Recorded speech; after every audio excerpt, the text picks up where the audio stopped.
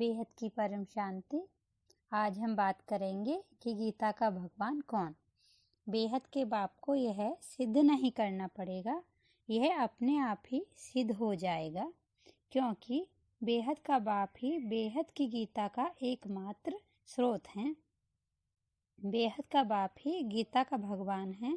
बेहद का बाप खुद आकर अपना परिचय ज्ञान द्वारा देता है कि मैं कौन हूँ। बेहद के बाप की पहचान ही है बेहद का ज्ञान।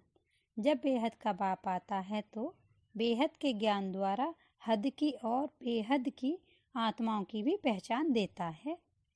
हद की आत्माएं मान सान में पड़ी हैं, उनकी बुद्धि में ज्ञान आना ही नहीं है, परंतु जो बेहद की आत्माएं हैं उनकी बुद्धि में बेहद के ज्ञान और बेहद के बाप के परिचय से हलचल हो गई है।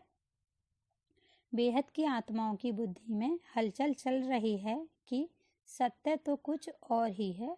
बेहद का बाप ज्ञान द्वारा सभी आत्माओं की पोल पटरी खोल रहे हैं।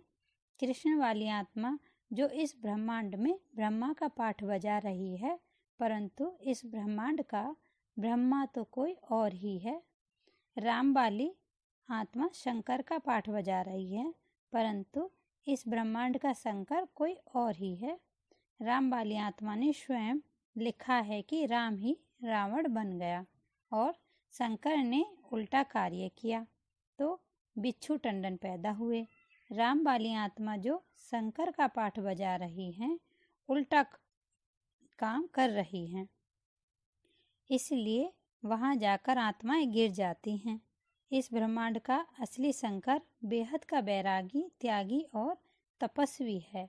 बेहद के ज्ञान द्वारा हमें पता चलता है कि कृष्ण अवतार में काम क्यों नहीं हुआ, कृष्ण अवतार क्यों हुआ, कैसे हुआ और राम और कृष्ण अवतार होने का क्या उद्देश्य था।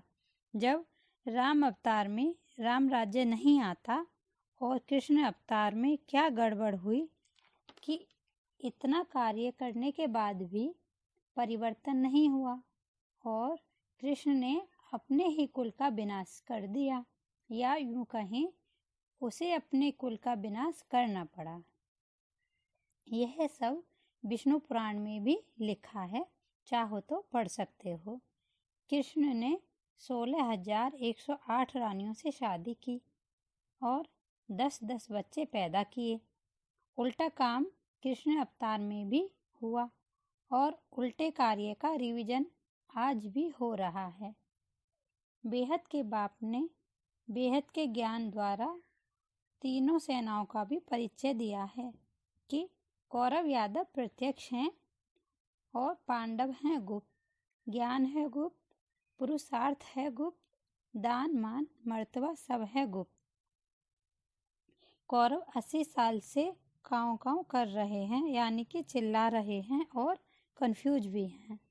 प्रैक्टिकल में विश्व परिवर्तन में बहुत ही मेहनत है, फिर भी बेहद का बाप परिवर्तन में लगा हुआ है। बेहद के बाप के संकल्पों द्वारा ही आज साइंस इतनी डेवलप हो रही है। साइंस इतनी डेवलप किसके लिए हो रही है?